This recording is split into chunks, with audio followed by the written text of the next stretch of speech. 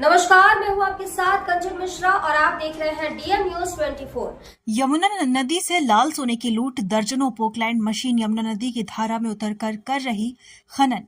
UP के फतेहपुर में यमुना नदी की धारा से खनन, 53 लाख के जुर्माने के बाद भी नहीं सुधरे खनन कारोबारी। कार्रवाई के बाद 1 दर्जन पोकलैंड मशीनों को यमुना नदी में कुदाकर जारी हुआ खनन।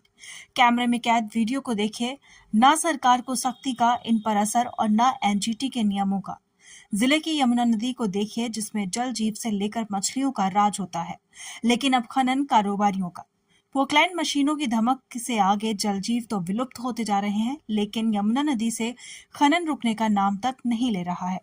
मौके पर पहुंची टीम ने गढ़ीवा, मझगवा, कोर्रा, कनक खंड 1, कोरना कनक खंड 2 और आड़ावल सहित अन्य खदानों में 53 लाख से अधिक का जुर्माना लगाकर बड़ी कार्रवाई की थी।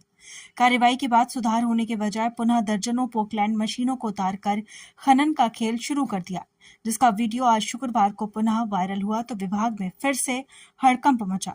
एडीएम ने कहा कि मौके पर टीम भेजी गई है, जांच के बाद फिर से कार्रवाई होगी, जबकि गाजीपुर के लीलरा में मानक को ताक में रखकर खनन किया जा रहा है। वहीं एसडीएम ने कहा कि रिपोर्ट आने के बाद मुकदमा भी दर्ज कराया जाएगा।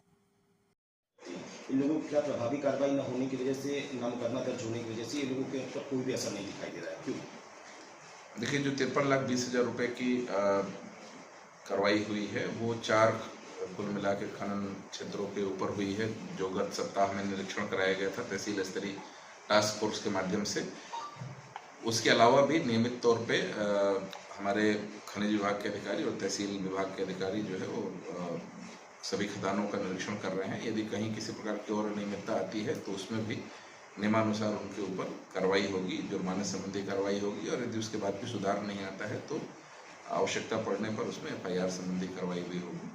किंतु लगातार हमारी टीमें जो तहसील स्तरीय टास्क फोर्स है, जनपद स्तरीय टास्क फोर्स है, वो नियमित रूप से सभी खदानों का निरीक्षण कर रहे हैं। एनजीटी के मानकों की छेड़छाड़ की जा रही, जबकि जलधारा से खनन किया जा रहा है। जो कार्रवाई होती है, जो कार्रवाई हुई वो अवैध खनन में यदि जलधारा से भी खनन किया जाता है किसी के द्वारा, या अपने खनन क्षेत्र में ही जल स्तर आ जाने के बाद भी खनन किया जाता है, तो उसमें 2 लाख से 5 लाख रुपए तक की जुर्माने की कार्रवाई है, वो जुर्माने की कार्रवाई की जा रही है। और निरंतर सभी को सचेत करते हुए वार्निंग भी दी गई है कि यदि आपके खनन क्षेत्र में जलधारा आ गई है या जल का स्तर आ गया है तो वहां से खनन कार्य ना करें।